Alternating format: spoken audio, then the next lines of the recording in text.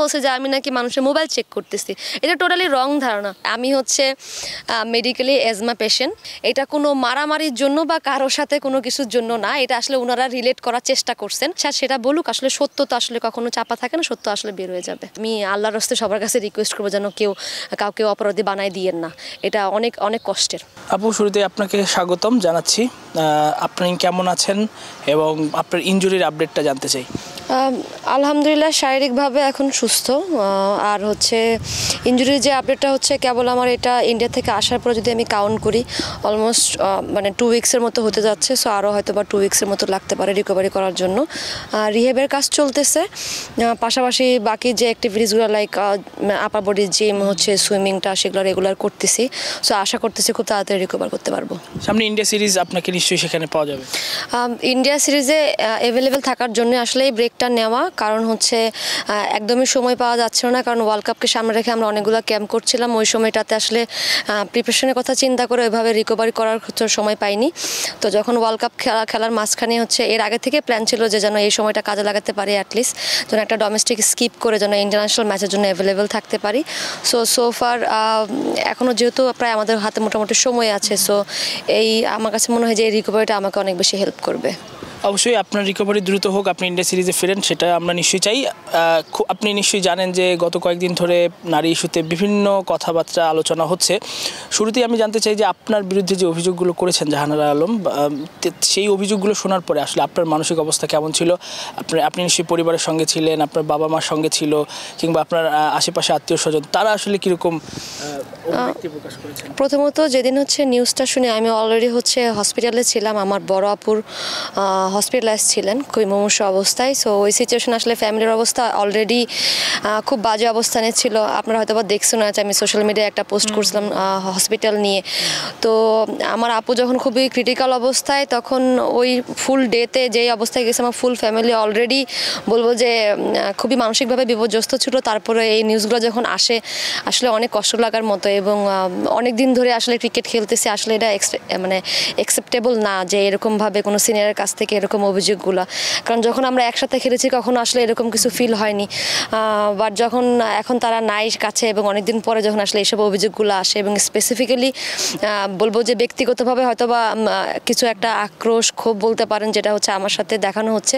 But still আমি বলবো যে আমাকে যারা চিনেন জানেন, আমার পরিবার আমার আত্মীয় স্বজন তারা অবশ্যই ভালোভাবে চেনেন যে অভিযোগগুলো আমার বিরুদ্ধে আনা হয়েছে সেগুলো আসলে ভিত্তিহীন। শুধুমাত্র এই সাময়িকভাবে আসলে আমাকে বলবেন যে মানসিকভাবে বিপর্যস্ত করা এবং সামাজিকভাবে আমাকে হেয় করার চেষ্টা করা হচ্ছে। কিন্তু স্পেসিফিক যদি অভিযোগগুলোর কথা বলি, যে আপনি ব্যাগ টানান আপনার জুনিয়রদের দিয়ে, আপনি হচ্ছে মাথায় চুলে তেল দিয়ে নেন, আসলে কি এগুলো সত্য? দেখেন, এগুলো একটা বিষয় বলি যে বলার দরকার, একটা মানুষের বিরুদ্ধে একটা কথা বলে দিলাম। এই বিষয়গুলো হচ্ছে এরকম। দেখেন, আমি একটা প্লেয়ারকে দিয়ে, একটা ন্যাশনাল টিমের প্লেয়ারকে দিয়ে আমি কেন ব্যাগ টানাবো? এক কথা হচ্ছে আমাদের টিমে 3টা টিম বয়, এগুলো কাজ করার জন্যই তাদেরকে রাখা হয়েছে। সো আমি কেন হচ্ছে উনি যেরকম উদাহরণ দিয়ে বলেছেন এগুলো টোটালি আসলে বলবো যে বানানো, কারণ হচ্ছে এরকমটা কখনোই হয় না। কারণ টিম বয়রা সবসময় আমাদেরকে ব্যাগ ক্যারি করেন, এটা নর্মাল বিষয়। এটা যারা ক্রিকেট খেলেন বা দেখেন সবাই জানে যে প্রত্যেকটা টিমের সাথে টিম বয় থাকে। আর তেল দেওয়া মানে এইগুলা বিষয়গুলো আসলে অনেক হাস্যকর, কারণ আমরা যারা রেগুলার খেলি তারা খুব ভালোভাবে জানে যে এই বিষয়গুলো আসলেই হাস্যকর। কারণ এই তেল দেওয়াটা এটা আসলে মানে আমি বলবো যে অস্বাভাবিক, এবং বলবো যে একদম মন গড়া। কারণ আমি নিজে মাথায় তেলই দিই না। আমার আম্মু আমাকে প্রায় সময় বলে, অন্যান্য জায়গায় বলছে যে মাথায় তেল নেওয়ার বিষয়টা আসলে সবাই অনেক হাসি পাইছে, যে মেয়েটা আসলে ছোটোবেলা থেকে তেল দেয় পছন্দ করে, তার মাথায় আবার তেল দিয়েছে অন্য ন্যাশনাল টিমের প্লেয়ারকে দিয়ে। মানে এটাও একটা অভিযোগ হইতে পারে, মানে শুধুমাত্র লোক হাসানো, আর কিচ্ছু না। এই অভিযোগগুলো কেন করলেন উনি? আপনি যদি এর আগে বলেছেন যে এটা উদ্দেশ্য প্রণীত হতে পারে, কিন্তু আপনার বিরুদ্ধেই কেন করলেন? মানে উনি তো এখন দেশেও নাই, আবার ন্যাশনাল টিমে খেলবেন কিনা সেই সম্ভাবনাও নাই, কিন্তু আপনি দলটাকে একটা আগলে রেখেছিলেন, ওয়ার্ল্ড কাপে আপনারা ভালো করেছেন এবং বাংলাদেশ নারী দল এখন ভালো করছে। তো এই অভিযোগগুলো কেন করলেন? আপনার কাছে কি মনে হতে পারে? প্রথমত আসলে আমি প্রথমে যখন এই অভিযোগগুলো আসলো, তো আমি কিন্তু দেখিনি। আমার হচ্ছে বড় ভাই দেখার পর আমাকে বললো যে এই বিষয়গুলো বলতেছে, তো বলছে এগুলো মাথায় নিস না, এরকম কোনো কিছু না। তো পরে দেখলাম না জিনিসটা অনেক বেশি হয়ে যাচ্ছে। যখন আমার কাছে যেটা মনে হয় কি, প্রথমে আমাকে ব্যক্তিগতভাবে আসলে হেয় করার চেষ্টা হচ্ছে। কারণ দেখেন, মেয়েদের ক্রিকেট যেভাবে এখন উন্নতির দিকে যাচ্ছে, হয়তোবা আশানুরূপ রেজাল্ট ওইভাবে আমরা কনসিস্টেন্ট করতে পারছি না, বাট কিন্তু ক্রিকেট কিন্তু উন্নতির দিকে যাচ্ছে এবং ওয়ার্ল্ড ওয়াইড বাংলাদেশ ক্রিকেট টিমকে অনেক বেশি বলবো যে প্রশংসা করা হচ্ছে। এবং আমরা যেভাবে হয়তোবা কিছু ইন্ডিভিজুয়াল পারফরমেন্স দেখানো হচ্ছে এবং টিমের যে একটা পোটেনশিয়াল আছে, প্রত্যেকটা টিমকে আমরা হার্ড টাইম দিচ্ছি, এই বিষয়গুলোর জন্য বলবো যে বিশ্ব মঞ্চে কিন্তু আমাদের অনেক প্রশংসা। এবং বাংলাদেশের আগে যেমন হচ্ছে মেয়েদের ক্রিকেট তেমন মানুষ দেখতোই না, এখন কিন্তু অনেক মানুষ ফলো করে এবং ফ্যান বেজ একটা তৈরি হয়েছে। প্লাস হচ্ছে মানুষের ভিতরে একটা বলবো যে প্লেয়ারদের নিয়েও একটা এক্সপেকটেশন আছে। যেমন হচ্ছে মারুফা অনেক বেশি বলবো যে হাইপে থাকে সবসময়, মারুফা নিয়ে অনেক বেশি কথা হয়, স্বর্ণাকে নিয়ে অনেক বেশি কথা হয়। দেখবেন যে কন্টিনিউস আরও বাকি যারা প্লেয়াররা আছে, নাহিদা, রাবেয়া বা সুপ্তা আপু, এরা যখন কন্টিনিউস এখন ভালো করতেছে, তখন তো ওয়ার্ল্ড ক্রিকেটে যেমন ওরা সমাদৃত হচ্ছে, তখন কিন্তু বাংলাদেশের মানুষের কাছেও অনেক বেশি বাংলাদেশের উইমেন্স কিন্তু পপুলার হচ্ছে। সো এই বিষয়গুলো হয়তো বা এখন আমি জানি না উনি উদ্দেশ্য প্রণীত, এটা তো বোঝাই যাচ্ছে একদম ডিরেক্ট। কারণ এমন যদি হতো যে পর্দার আড়ালে থেকে অন্য কাউকে দিয়ে করানো হচ্ছে, তাহলে বলতাম যে না কেউ এটা করাচ্ছে, বাট এটা না, যেহেতু একদম ডিরেক্ট বলতেছেন, তার মানে তো বোঝাই যাচ্ছে যে এত সুন্দর একটা সময়ে যখন বাংলাদেশ ক্রিকেট নিয়ে ক্রিকেট বোর্ডও অনেক বেশি পজিটিভ হচ্ছে, বলবো যে ফিনান্সিয়ালিভাবে যে স্ট্রাকচার ছিল আমাদের সেটা থেকে বেটার হচ্ছে, সো এই সময়টাকে কেন চুজ করা হলো? সো অবশ্যই এটা উদ্দেশ্য প্রণীত। আপু, আপনার জাহানারা আপনার বিরুদ্ধে প্রথম যে অভিযোগগুলো এনেছিল বিসিবি তার উত্তর দিয়েছে, আপনিও একটা পোস্ট করেছিলেন, কিন্তু কমেন্টসগুলোতে দেখেছি মানে আপনি অভিযুক্ত প্রমাণিত হওয়ার, মানে আপনার বিপক্ষে যে অভিযোগগুলো সেগুলো প্রমাণ হওয়ার আগেই মানুষ কিন্তু আপনাকে নেতিবাচক মন্তব্য করছে। আপনি যে একটা ছবি পোস্ট করেছিলেন সোশ্যাল মিডিয়ায়, সেটা দেখছিলাম, সেখানে কমেন্টসগুলো খুব নেতিবাচক ছিল। মানে আপনি এখনও আপনার বিরুদ্ধে এই অভিযোগগুলো প্রমাণিত হলো না, বিসিবি কোনো কিছু বললো না আপনার ব্যাপারে, বা আপনার অধিনায়কত্ব থেকে জাতীয় দল থেকে সরিয়ে দিল না, কিন্তু এই যে আপনার নামে অভিযোগগুলো করলো, আপনি মানে মানুষের সামনে আসলে একটা ভিলেন রূপে পরিণত হলেন, এই ব্যাপারে কি? হ্যাঁ, এটাই উদ্দেশ্য, তো এটাই ছিল যে আমাকে ভিলেন বানানো, আর কোনো কিছু না। দেখেন, একটা জিনিস হচ্ছে, আমি আসলে হতাশা হয়েছে এই জন্যই, কারণ আপনি যে কমেন্টগুলোর কথা বললেন বা আমাকে ভিলেন বানানোর কথা বললেন, এটা কিন্তু জাহানারা আপুর অভিযোগগুলোর আগে আমি আমার কোনো দিন, যদিও আমি কমেন্ট দেখি না, পড়িও না, বাট সবসময় জানতাম যতটুকু, বাকি যারা আমার ফ্রেন্ড সার্কেল এবং ফ্যামিলি মেম্বার, কখনো কোনো নেগেটিভ কমেন্ট আমার পোস্টে মানে খুবই কম আসতো। কারণ হচ্ছে আমি সবসময় নিউট্রাল থাকার চেষ্টা করি এবং আমি এমন কিছু বলিও না, এমন কিছু করি না যেটা হচ্ছে মানুষের চোখে আমি খারাপ হব।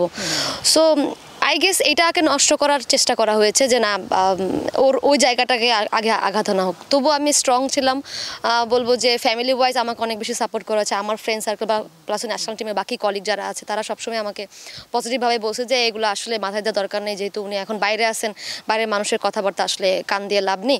এবং বিসিবি একটা স্টেটমেন্ট দিয়েছিল ওই সময়টাতে। তো তারপর দেখলাম যে না, যখন এটাতেও কাজ হয়নি, তখন দেখা যাচ্ছে যে আরও কতভাবে নোংরা করা যায়। এবং আমার কষ্ট লাগার একটাই জায়গা যে একটা মানুষ অভিযোগ আনলো, সেটা প্রমাণিত হয়ওনি বা এটা নিয়ে কথাবার্তা হচ্ছে, সেই ক্ষেত্রে হচ্ছে কোনো জাস্টিফাই না করেই আপনার একটা মানুষকে একদম ভিলেন বানানো বা ক্রিমিনাল বানানো, এটা আসলে কেমন ধরনের বিচার হইতে পারে বা এটা কেমন ধরনের কথা? একটা র্যান্ডম মানুষ আসলো, একটা মানুষের নামে কমপ্লেন করলো, দেন হচ্ছে তাকে আপনারা একদম বলবো যে ফাঁসির মঞ্চে চড়াই দিচ্ছেন যে এই তো আসলে এটা ও যেহেতু বলতেছে তার মানে এটাই সত্য, এটাই তো হতে পারে না। তাহলে আপনি এত বছর যে আমি বাংলাদেশের হয়ে সার্ভ করলাম, বাংলাদেশের হয়ে পারফর্ম করলাম বা বিভিন্ন জয়ের সাক্ষী ছিলাম, বিভিন্ন বলবো যে হতাশারও সাক্ষী ছিলাম।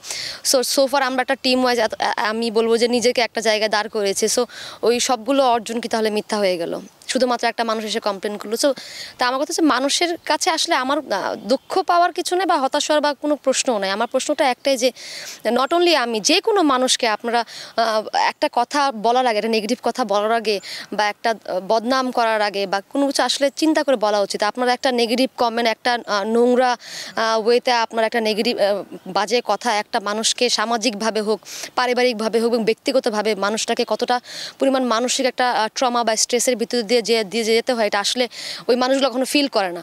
আমরা শুধু পারি যে একটা মানুষকে জাস্ট একটা নেগেটিভ কমেন্ট ছেড়ে দিলাম, মানে বলে দিলাম ও সাডেনলি একটা রিলস দেখলাম, রিলসে বলা হলো যে জ্যোতি তো এটা করছে ওটা করছে, দেন ও আচ্ছা তার মানে তো ও এটাই, কিন্তু বাকি প্রিভিয়াস যে এত বছরের এত কিছু, তো সেগুলো আসলে সবাই ভুলে গেছে বা ভুলে যায়।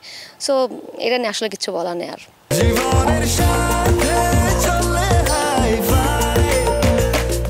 স্বাস্থ্যকর অল টাইম হানিকম, সব সময় all time healthy life.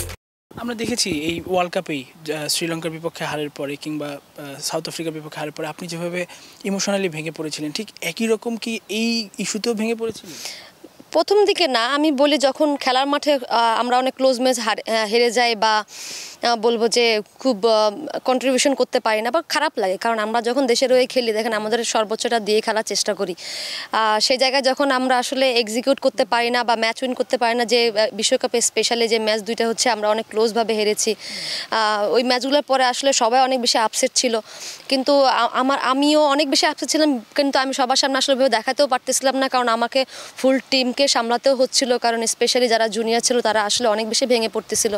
So ওই ভেঙে পাওয়াটা আসলে ডিফারেন্ট ছিল, ওটা তো খেলার মাঠেই শেষ হয়ে গিয়েছিল এবং যখন আমরা অন্য ম্যাচে যখন যাই তখনই শেষ হয়ে যায়।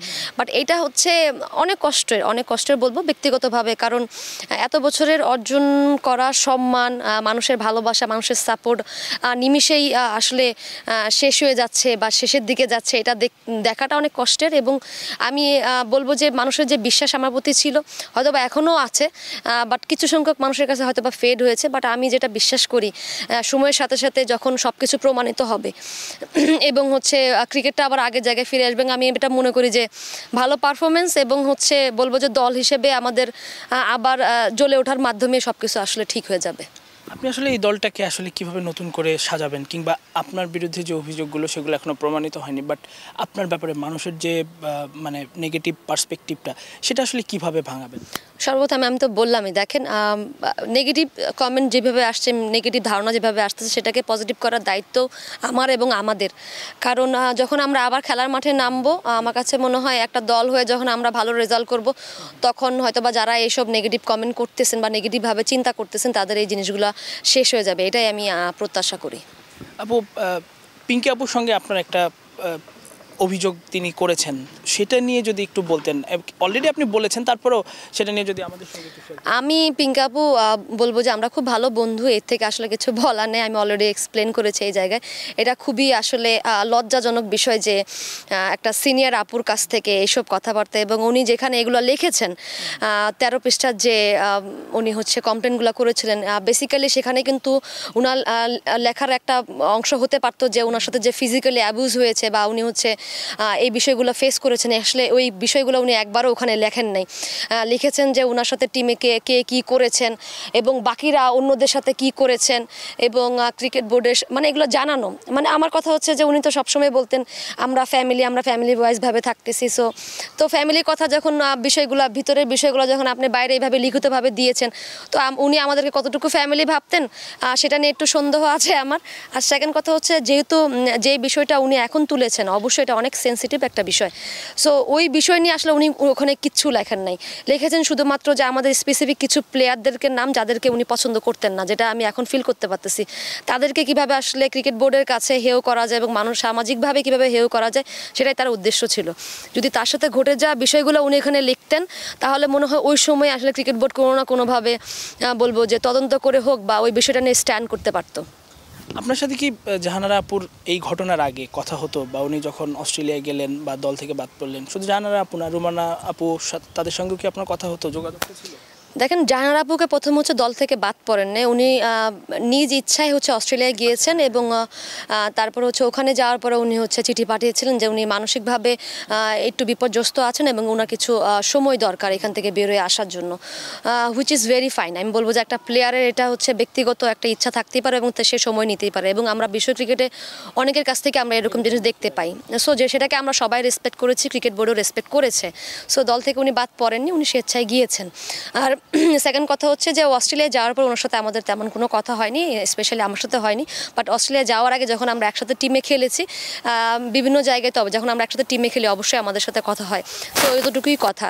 আর হচ্ছে রুমানা আপুর সাথে যখন দেখা হয়েছে তার সাথে অতটুকুই কথা হয়েছে। বাট ক্রিকেট রিলেটিভ কখনো উনি আমার সাথে এসে কখনো কোনো কথা বলেন নাই, যে থাকে না যে একটা র্যান্ডম দেখা হলো একটা সিনিয়র প্লেয়ারের সাথে, সালাম দিয়েছে, কেমন আছেন, কী অবস্থা, উনিও জিজ্ঞেস করেছেন, এতটুকুই। এর বাইরে না, এর বাইরে কখনো কথা হয়নি। 2022 সালে আমি শুনেছি যে আপনার ক্যাপ্টেন্সির মানে আন্ডারে আসলে সিনিয়র ক্রিকেটাররা খেলতে চায়নি, কেন খেলতে চায়নি যদি শেয়ার করা যায়, এবং ওই সময় আপনার চোখে কোনো কিছু ধরা পড়েছিল কিনা? একদমই না। যখন আমি দেখেন 21-এ যখন আমি ক্যাপ্টেন্সি পাই নভেম্বর মাসে, তখন তো আমি একদম বলবো ইয়াং একটা প্লেয়ার। আমার কাছে মনে হয়েছিল যে না হ্যাঁ, আস্তে আস্তে যেভাবে ক্রিকেট বোর্ড আমাকে প্রমোট করছিল বা হচ্ছে ইমার্জিং টিমগুলোতে ক্যাপ্টেন্সি দিচ্ছিল, এই টিমগুলোতে ক্যাপ্টেন্সি দিচ্ছিল প্র্যাকটিস ম্যাচেসগুলোতে, আমার কাছে মনে হচ্ছিল যে হয়তো বা একটা সময় আমাকে মেন টিমেরও ক্যাপ্টেন করা হবে, বাট আমি এত দ্রুত পাবো সেটা আমি বুঝতে পারিনি। সো সাচ অ্যান বলবো যে একটা ইয়াং এজে আমাকে যখন ক্যাপ্টেন্সি করা হয়, সো আমি পুরোপুরি ডিপেন্ডেবল ছিলাম আমার সিনিয়র প্লেয়ারদের উপরে, কারণ তারা অলরেডি টিমের ক্যাপ্টেন হয়েছেন অনেকবার, প্লাস হচ্ছে ফর লং টাইম তারা খেলছেন। সো আমি অনেক খুশি ছিলাম যে অ্যাটলিস্ট আমার কাজটা অনেক সহজ হয়ে যাবে, কারণ তারা তো তাদের রোলটা অনেক ভালোভাবেই জানে। সো ওইটার উপর ডিপেন্ড করে আমি আসলে ওরকম ঘাবড়ে যাইনি। আমি সবসময় তাদের কাছ থেকে সব ধরনের সহযোগিতা পেয়েছি ওই সময়টাতে। কিন্তু তারা আসলে ওই সময়টাতে একটা এরকম ছিল যে একটা ম্যাচে কোয়ালিফায়ারের পাকিস্তান ম্যাচের আগে, ফার্স্ট ম্যাচের আগে তারা কয়েকজন সিনিয়র প্লেয়ার মিলে ম্যানেজমেন্টের কাছে এরকম একটা অভিযোগ দিয়েছিলেন যে তারা হচ্ছে খেলবেন না, এবং তাদের আরও অনেকগুলো বিষয়গুলো অভিযোগ ছিল। আসলে সেই অভিযোগগুলো কী ছিল সেটা আমি যেন তখনকার ম্যানেজমেন্ট বেটার বলতে পারবেন। আমি শুধু আমার হেড কোচের কাছ থেকে একটা কথাই বলেছিলাম, উনি আমাকে জানিয়েছিল যে দেখেন এরকম একটা কিছু হয়েছে, বাট তুমি এটা মাথায় নিও না, আমরা জিনিসটাকে হ্যান্ডেল করতেছি, আর তোমার কাজ হচ্ছে খেলা, টিমকে লিড দেওয়া, তুমি সেটাই করো।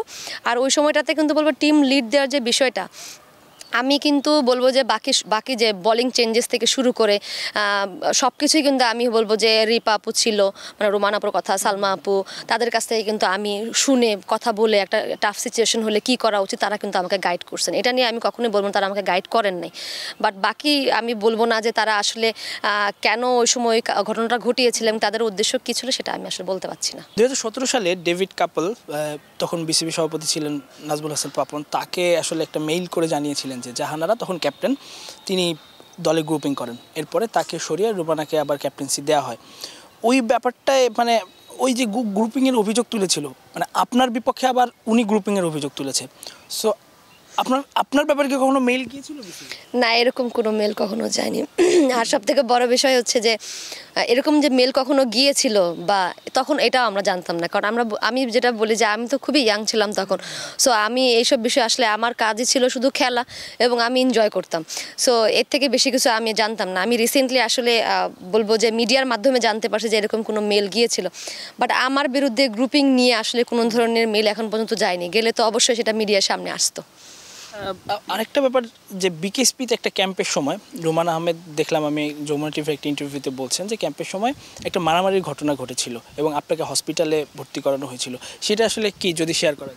এরকম কোনো কিছু না। আমি হচ্ছে মেডিকেলি অ্যাজমা পেশেন্ট। সো আমি পারিবারিকভাবে এটা পেয়েছে বলবেন যে একদম তো ওই থেকে আমার অ্যাজমা অ্যাটাক হওয়াতে, এবং আমি হচ্ছে অনেক অ্যালার্জিক। সো আমি ভুলবশত হচ্ছে চিংড়ি মাছ খেয়ে নিয়েছিলাম, যার কারণে হচ্ছে আমার অ্যাজমা অ্যাটাক আসে। কারণ আমি যখন অতিরিক্ত অ্যালার্জেটিক হয়ে যাই, এটা আপনারা মেডিকেলি যদি আপনারা দেখেন, তখন সেই ক্ষেত্রে আমার অনেক ব্রিদিং প্রবলেম হয়। এটা কোনো মারামারির জন্য বা কারোর সাথে কোনো কিছুর জন্য না, এটা আসলে ওনারা রিলেট করার চেষ্টা করছেন। ওখানে অনেকেই ছিলেন, ওনারা বলতে পারবেন, ফিজিও ছিলেন যিনি, উনিও বলতে পারবেন, এবং ডাক্তারের রিপোর্টও আছে, তারা বলতে পারবেন যে আসলে বিষয়টা কী হয়েছিল। সো ওই অ্যালার্জিক রিয়াকশন থেকে আমার ওই অ্যাজমাটিক একটা অ্যাটাক হয়। আমি ব্রিদিং আমার প্রবলেম আছে। এটা অনলি ওই প্রথমবার হয়নি, এর আগেও আমার বিভিন্ন সময় বিভিন্ন জায়গায় হয়েছে।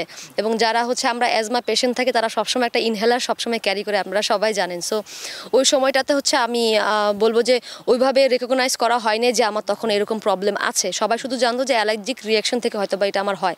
দেন যখন আমি ডাক্তার দেখাই তখন সবাই বলে যে না, আমার একটা অ্যাজমার প্রবলেম আছে, যেটা হচ্ছে পারিবারিকভাবে আমি পেয়েছি, যেটা হয় জেনেটিক ওয়েতে।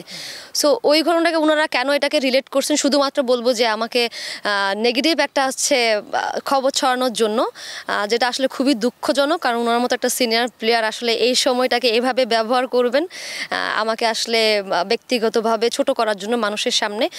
বাট মানে আমি আসলে খুবই সারপ্রাইজড এই বিষয়ে। আপু, ওই জাহানারা আপু যে অভিযোগগুলো করেছেন মঞ্জু ভাইয়ের ব্যাপারে, সেই অভিযোগগুলো আসলে তদন্ত হওয়া উচিত কিনা, এবং আপনার যে অভিযোগ সেগুলো আসলে প্রমাণিত হোক বা না হোক, যে এই অভিযোগগুলো যে ভুল সেটা আসলে প্রমাণিত করাটা বিসিবির আসলে কতটুকু গুরুত্ব দেওয়া উচিত? আমি সব থেকে বড় বিষয় কি, আমি এখন যেটা মনে করছি আমার বিরুদ্ধে যে অভিযোগগুলো আনা হয়েছে সেটার থেকেও গুরুত্বপূর্ণ এখন এই সময়টা যেটা হচ্ছে জাহানারা আপুর যে অভিযোগগুলো। কারণ এটা হচ্ছে অনেক সেন্সিটিভ একটা বিষয়, এবং আমি বলবো যে উনি একটা ব্রেভ ডিসিশন নিয়েছেন। কারণ দিস ইজ নট ইজি যে তার পক্ষে এখানে এসে একদম মানুষ পাবলিকলি হচ্ছে তার সাথে যেটা হয়েছে সেটা প্রকাশ করা। কারণ বাংলাদেশে এটা খুবই রেয়ার। সো এটা নিয়ে আমি অবশ্যই তাকে বলবো যে উনি অনেক ব্রেভ একটা ডিসিশন নিয়েছেন। এবং বাকি যে মেয়েগুলো হচ্ছে বিভিন্ন ভাবে হচ্ছে জানতে পারছি তাদের সাথেও অনেক ধরনের ইনসিডেন্ট হয়েছে, সেগুলোর আসলে তদন্ত হওয়াটা সবথেকে বেশি জরুরি। আমি মনে করি আমার যে বিষয়গুলো হয়তো বা সময়ের সাথে বা হচ্ছে তদন্ত করলে বা হচ্ছে বাকি প্লেয়ারদেরকে প্রশ্ন করলে সেটা অবশ্যই মানে ইজি হবে বের হয়ে যাওয়া, বাট ওটার থেকেও গুরুত্বপূর্ণ হচ্ছে জাহানারাপুর এই অভিযোগগুলো আসলে সুষ্ঠু তদন্ত করে এটা একটা বিচার হওয়া। কারণ যদি সত্যি ওনার সাথে এরকম কিছু হয়ে থাকে, এটা আমি বলবো যে অনেক বড় একটা অন্যায় এবং অপরাধ। এবং এটা যদি আমি বলবো সুষ্ঠু বিচারের পরে যদি তদন্তে সত্যি বের হয় এরকম কোনো কিছু, সেটার হচ্ছে বিচার হোক, সেটা আমিও চাই। এবং বাকি যে মেয়েরা যারা সাফার করছে এই বিষয়গুলোতে তাদেরকে জড়িয়ে তারাও যে অভিযোগগুলো এনেছেন সেগুলোর সুষ্ঠু বিচার হোক এবং সেগুলো আসলে সত্যটা বের হয়ে আসুক। কারণ আমি মনে করি যে এখন বর্তমানে উইমেন্স ক্রিকেটের যে অবস্থা, সেটাতে আমি বলবো যে আমাদের এই বিষয়গুলো সলভ করা সবথেকে বেশি জরুরি বাকি বিষয়গুলোর থেকে। কারণ যেভাবে মেয়েরা হচ্ছে এগিয়ে আসছিল উইমেন্স ক্রিকেটে এবং মেয়ে প্লেয়ারের সংখ্যা কিন্তু অনেকগুলো বাড়ছিল। দেখবেন যে ফার্স্ট ডিভিশন কোয়ালিফায়ার হচ্ছে, ফার্স্ট ডিভিশন খেলা হচ্ছে, দেন প্রিমিয়ার হচ্ছে। সো অনেক মেয়ে আসলে এখন ক্রিকেট খেলতে চায়। সো কেন খেলতে চায়? জাস্ট বিকজ অফ বলবো যে এই জায়গাটাতে তারা সেই পোটেনশিয়াল দেখতে পেরেছে বা তারা স্বপ্ন দেখছে বাংলাদেশের ক্রিকেট খেলবে। সো আমাদের এখন সবথেকে মূল উদ্দেশ্য হতে হবে যে এইখানকার যে পরিবেশটা এখন বর্তমানে নষ্ট হয়েছে, বলবো যে সেটাকে আগে ঠিক করা। কারণ না হলে আসলে উইমেন্স ক্রিকেটের ফিউচারই থাকবে না, যেটা আমি ফিল করি। কারণ যদি প্লেয়াররা না আসে, যদি মা বাবা তাদের সন্তানকে আসলে ক্রিকেট মাঠে না নিয়ে যায়, তাহলে আমি বলবো যে সেটা হচ্ছে আমাদের সবথেকে বেশি ধ্বংস হবে ক্রিকেট এই বিষয়ে। নাজমুল আবেদিন ফাহিমের ব্যাপারে একটা অভিযোগ ছিল যে আন্ডার-19 টিমে তিনি একটা অনিয়ম ঘটিয়েছেন। এরপরে সেটা আবার গতকালকে যে মেয়ের বিপক্ষে, যে ক্রিকেটারের বিপক্ষে হয়েছিল, তিনি আবার এসএসএ জানিয়েছেন যে তার সিলটাও নকল এবং তিনি এরকম কোনো চিঠিও পাঠাননি এনএসসিকে। তো এটা তো মোটামুটি প্রমাণিত হয়ে গেল যে সেটা একটা ভুয়া এরকম একটা অভিযোগ ছিল। মানে সেই ক্ষেত্রে আপনি কি বলবেন আসলে? যে আমার আসলে এই সময়টা আসলে অনেকে অনেকভাবে, যেহেতু এখন পরিবেশটা অনেক মন্থর, বলবো যে অনেক কি বলবো যে অনেক হাইপে আছে উইমেন্স ক্রিকেটের বাকি বিষয়গুলো। সো এই সময়টাকে আসলে অনেকে অনেকভাবে কাজে লাগাতে চাচ্ছেন, আমি এটাই বলবো শুধু। বাট এটা খুবই অন্যায় যে আপনি হচ্ছে অন্য একটা মানুষের সাইন নকল করে তার নাম ব্যবহার করে একটা চিঠি দিবেন কোনো একটা জায়গায়, তাকে না জানিয়ে, তার কনসেন্ট ছাড়া। তো রিয়া যেটা করেছে আমার কাছে মনে হয় উচিত করেছে, সে তার জায়গা থেকে সে ক্লিয়ার থাকতে চেয়েছে। সো বাকি এখন দেখেন সবাই যারা তদন্তে আছেন তারা আসলে জিনিসগুলো দেখবেন, সুষ্ঠুভাবে তদন্ত করবেন এবং যারা এর সাথে এই যে ভুল একটা চিঠি প্রদান করা হলো কাউকে না জানিয়ে, সেই বিষয়ে তারা আসলে তদন্ত করে সেই মানুষকে অবশ্যই চিহ্নিত করাটা উচিত। মঞ্জু ভাইয়ের ব্যাপারে যে অভিযোগগুলো করেছেন জাহানারা আপু, সেই সময় কি আপনার চোখে কিছু পড়েছিল এরকম কিছু? না, আমার সাথে বলবো ব্যক্তিগতভাবে আমি কখনো আমার সাথে এরকম কিছু ফিল করিনি। প্লাস হচ্ছে আমি আমার সামনে এরকম কিছু ঘটতে দেখিনি। হ্যাঁ, ওনার ব্যবহার অনেক রুড ছিল, এটা সত্য কথা। উনি অনেক স্ট্রিক্ট ছিলেন। উনি যা বলতেন একদম একটু রুডভাবেই বলতেন, সবাইকেই বলতেন, লাইক সিনিয়র জুনিয়র সবাইকেই বলতেন। এই জিনিসটা আমরা সবাই জানি এবং আমরা ওই সময়টাতে আসলে ওনাকে অনেক বেশি ভয়ও পাইতাম, সত্যি কথা, যে আল্লাহ কি না কি বলে দেয়, মানে মন খারাপ করার মতোই কথাই উনি বলতেন, এটা সত্য। বাট বাকি যে বিষয়গুলো ওনার বিষয়ে যেগুলো বলতেছেন ওগুলো কখনোই আমি আসলে ব্যক্তিগতভাবে ফেস করি নাই। সো আমি এই বিষয়ে আসলে কোনো মন্তব্য করতে পারতেছি না। আপনি বাংলাদেশ টিমের ক্যাপ্টেন, মোটামুটি বাইরে আমরা যদি ইন্ডিয়া বলি বা অস্ট্রেলিয়া বলি, সবাই তো নিশ্চয়ই ক্রিকেটাররা চিনে এবং এই ঘটনায় তারাও নিশ্চয়ই জেনেছে, যেহেতু এত বড় একটা ঘটনা ইন্টারন্যাশনাল মিডিয়াও এটাতে নিউজ হয়েছে। কেউ আপনাকে মেসেজ করেছে কিংবা আপনাকে সাহস জুগিয়েছে এই সময়? হ্যাঁ, অনেকেই করেছে, আমি নাম মেনশন করব না। প্রায় 3-4টা টিমের ক্যাপ্টেন বলেন, তারা আমাকে মেসেজও করেছিলেন এবং যাদের সাথে খুব ভালো আন্ডারস্ট্যান্ডিং আমার। তারা একটা কথাই বলেছে যে এই সময়টা মানে সব মানুষের জীবনে একটা ক্রিটিক্যাল টাইম আসে, বাট হচ্ছে ধৈর্য ধরে শান্ত থাকাটা অনেক বেশি জরুরি। বাট তারা এটা বলেছেন যে পরিবার যদি তোমার সাথে থাকে এবং তোমার সারাউন্ডিং যারা তোমাকে ভালোবাসে, বিশ্বাস করে, তারা যদি তোমাকে এই সময়টাতে সঙ্গ দেয়, অবশ্যই তুমি এই সময়টা পার করবে। বাট তারা এটাই বলেছে যে আমরা তোমাকে চিনি for a long time of period, not only national টিমে খেলতেছি যতদিন ধরে, মানে ক্যাপ্টেন হিসেবে খেলতেছি ততদিন ধরে না, বা ক্রিকেটার হিসেবে অনেকদিন ধরে চেনে। সো তাদের বিশ্বাস আছে এবং তারা শুধু একটাই বলেছে যে এই সময়টা আসলে ধৈর্য ধরার, প্রত্যেকটা মানুষের জীবনে আসে, কিন্তু সময়টা পার হয়ে যাবে ইনশাল্লাহ। এবং এই সময়টা পার হওয়ার পর তোমার ইনশাল্লাহ আল্লাহ পাক মানে বলতেছে গড তোমার জন্য অনেক ভালো কিছু রেখে দিয়েছেন। তারা নিশ্চয়ই যে নারীর ব্যাপারে যে মানে নারী নির্যাতন কিংবা নারী হ্যারাসমেন্টের যে ব্যাপারগুলো এগুলো নিয়ে তারা নিশ্চয়ই কনসার্ন।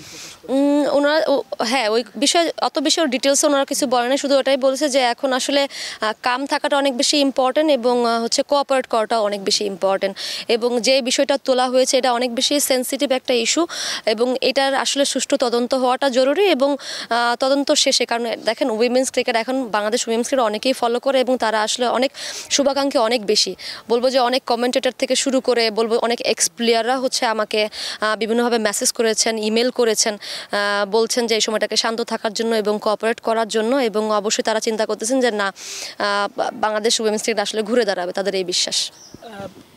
ন্যাশনাল টিমের ক্রিকেটার মেন্স ন্যাশনাল টিম বাংলাদেশের, তারা কেউ আপনাকে আসলে আপনার পাশে দাঁড়িয়েছে কিনা বা আপনাকে মানসিক?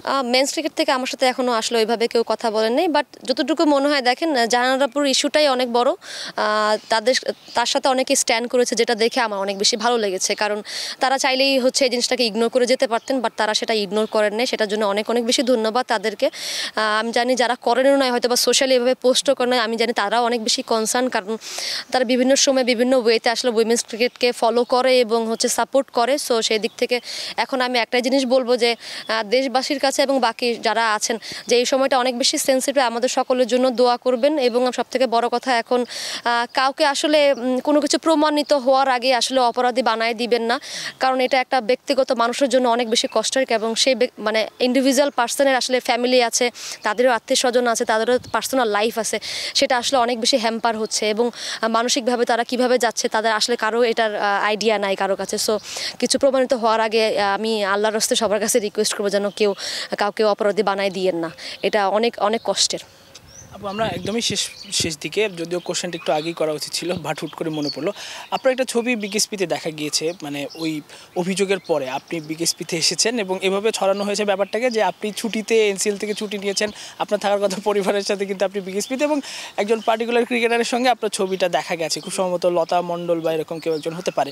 তো ওই ছবিটার গল্পটা যদি বলতেন, মানে এবং ওই ক্রিকেটারের সঙ্গে আপনার কী কথা ছিল, আসলে কি আপনি সারা ছিলেন? না, এরকম কোনো কিছু না। আর সব থেকে বড় কথা, আমি হুট করে এখানে আসি নাই।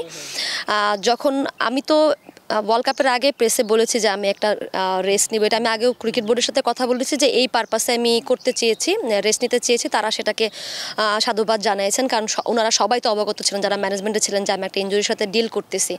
তো যখন হচ্ছে আমি ইন্ডিয়াতে ছিলাম ওই সময় আমি হচ্ছে ডক্টরের সাথে কনসার্ন করি ওখানে, দেবাশিস স্যারও কিন্তু আমার এই ইস্যুটার বিষয়ে জানে, সো মেডিকেলি সবাই এই বিষয়টা জানে, এমন না যে হুট করে হয়েছে এরকম কিছু একটা। তো যখন ইন্ডিয়াতে ছিলাম ডাক্তার দেখানোর পরে উনি আমাকে একটা সার্টেন পিরিয়ড অফ টাইম পর্যন্ত আমাকে রেস্ট নিতে বলেন। আমার যে প্রবলেমটা সেটাকে আসলে রেস্ট, রিহ্যাব এবং রিকভারির মাধ্যমেই সলভ করা সম্ভব।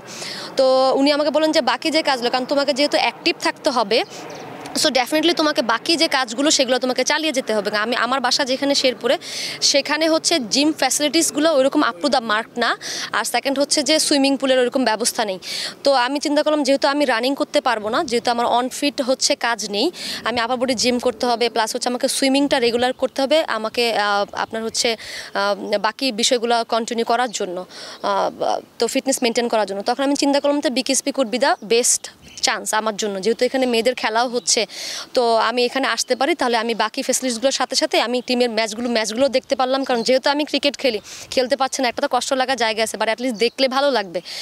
তো আমি এটা ম্যানেজমেন্টের সাথে শেয়ার করি যে আমার তো জিম হচ্ছে সুইমিং করাটা দরকার, তাহলে আমি কি বিকেএসপিতে থাকতে পারি কিনা।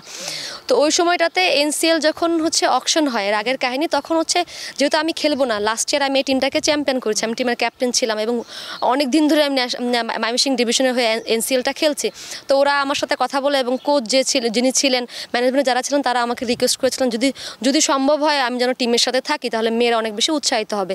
তো তখন আমি ওই বিষয়টা আসলে ওইভাবে বলিনি, আমি বললাম যে আমি যেহেতু খেলতেছি না, তাহলে কিভাবে থাকি, খারাপ লাগতে পারে। বলে না, সব মেয়েরাই চাচ্ছে তুমি আসো, আমাদের সঙ্গে থাকো, তাহলে সবাই বুস্ট হবে। তো আমি চিন্তা করলাম ঠিক আছে, তাহলে আসি, তাহলে টিমের সঙ্গে থাকা হবে, প্লাস হচ্ছে এইটাই। এবং অনেকে যারা এই নিউজটা দিচ্ছেন যে আমি হঠাৎ করে শেরপুর থেকে এসে প্লেয়ারদেরকে এগুলো বলতেছি, এটা টোটালি ভুল। এই ডিসিশন হচ্ছে অনেক আগে থেকে নেওয়া যে আমি এখানে এসে এই কাজগুলো করবো, আমার রিহেবের কাজগুলো করব। আর সেকেন্ড হচ্ছে যে একটা নিউজ বের হওয়ার পর লতা আপুর সাথে যখন আমার কথা বলতে, এবং ছবিটা হচ্ছে আমাদের ভিতরকারই একজন তুলে হচ্ছে বাইরে প্রচার করছেন, এবং ওটা আমরা জানিও কে করছেন। তো এটা নিয়ে আসলে দুঃখ প্রকাশ করার কিছু নাই। কিন্তু লতাপুর সাথে লতাপুই আমাকে তো ওই সময় ওনারা খেলা শেষ হয়েছে, তো একটা অনেক ভালো একটা ম্যাচ হয় ওইখানে। তো আমি লতাপুর কাছে গেলাম, লতাপুর সাথে আমার অনেক ভালো বন্ডিং।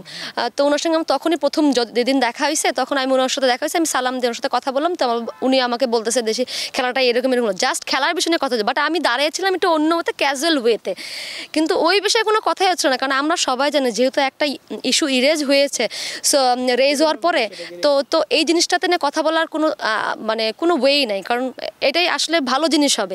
এখন সত্য কোনটা মিথ্যা কোনটা আসলে উনি লতাপু ভালো বেটার। আমি যদি এখন যাই বলি লতাপু তুমি এটা বলবা, এটা বলবা না, এটা ভেরি রং, আমি কেন এই কাজটা করব? কারণ তারও অনেক কিছু সে আছে, সে ন্যাশনাল টিমের প্লেয়ার ছিলেন, সে একটা সিনিয়র প্লেয়ার, সে অবশ্যই জানে কোনটা রাইট কোনটা রং। এখন আমি যাই তাকে কেন এটা বলবো? এবং অনেকে এটাও বলছে যে আমি নাকি মানুষের মোবাইল চেক করতেছি, এটা টোটালি রং ধারণা। আমি আমার নিজের ফোনেই আসলে চাপতেছিলাম ওই ড্রেসিং রুমের পাশে বসে, শুধুমাত্র যে বিসিবি সেন্টারে যে প্লেয়ারদের হচ্ছে দেওয়া হয় না, স্কোরটা দেওয়া হয় যখন ম্যাচ চলে, তখন তো বোর্ডে হচ্ছে ইন্ডিভিজুয়াল প্লেয়ারদের রান তো দেখা যায় না, বা পাশে একটা খেলা হচ্ছিলো, সো পাশে থেকে বলছিল ওই পাশের মাঠের হচ্ছে স্কোরটাকে একটু দেখা, বাকিরা যেহেতু খেলতেছে ওরা মোবাইল ইউজ করবে না। তাই আমি বলছি ঠিক আছে আমার মোবাইলটা দাও, তাহলে আমি দেখে তোমাদেরকে জানাচ্ছি। তো যে ড্রেসিং রুমে একটা মেয়ে ছিল, তো ও হচ্ছে এসে আমাকে ফোনটা দেয়, আমি আমারই ফোন থেকে হচ্ছে স্কোর দেখে দেখে বলতেছিলাম। এবং যে মেয়েটা আমাকে ফোনটা দিচ্ছে, পরের দিন যখন হচ্ছে একটা নিউজ ভাইরাল হয়, তখন ও আমাকে এসে বলছে দেখেন যদি আপু এটা কি হলো, আমি তো আপনাকে ফোনটা দিলাম স্কোর দেখার জন্য, আর এটা বের হয়ে গেল, আমি কি এই বিষয় নিয়ে কথা বলবো? আমি না, তুমি ছোট মানুষ, তোমার এই বিষয় নিয়ে কথা বলার দরকার নেই, যার যা ইচ্ছা সেটা বলুক, আসলে সত্য তো আসলে কখনো চাপা থাকে না, সত্য আসলে বের হয়ে যাবে। একেবারে শেষ প্রশ্ন আপু, 5 সদস্যের তদন্ত কমিটি করা হয়েছে নারী হ্যারাসমেন্টের ব্যাপারে, সেই সঙ্গে আপনার ইস্যুটাতেও, সেই 5 সদস্যের তদন্ত কমিটি আসলে আপনি চান কিনা তারা স্বাধীনভাবে সুষ্ঠু তদন্ত করুক, এবং আপনার সাথে যোগাযোগ করা হয়েছিল? আমার সাথে এখনও যোগাযোগ করা হয়নি, বাট আমাকে বোর্ড থেকে এই বিষয়ে বলা হয়েছে যে হ্যাঁ হয়তো বা তারা আমাকে ডাকতে পারে অবশ্যই তদন্তের স্বার্থে। সো আমি কোঅপারেট করার জন্য রেডি, এবং আমি অবশ্যই চাই, দেখেন এখন আমরা যে সিচুয়েশনে আছি, এই সমস্যাটা আসলে সমাধান করাটা আমাদের জন্য সবথেকে বেশি জরুরি, যেটা আমি মনে করি এখন সব কিছুর ঊর্ধ্বে এই ইস্যুটা সলভ করাটা আমাদের বেশি জরুরি। এবং যারা আছেন তদন্তে, আমি এটাই চাইবো তারা যেন স্বাধীনভাবে, সুষ্ঠুভাবে এবং একদম নিউট্রাল ওয়েতে যে সব কিছু খতিয়ে দেখে এই জিনিসটাকে আসলে সলভ করুক, কারণ এটা এখন আমাদের সময়ের দাবি, এবং উইমেন্স ক্রিকেটের ভবিষ্যতের জন্য এটা অনেক বেশি গুরুত্বপূর্ণ। ধন্যবাদ আপু এতক্ষণ সময় দেওয়ার জন্য। Thank you so much. আপনার জন্য শুভকামনা। ধন্যবাদ।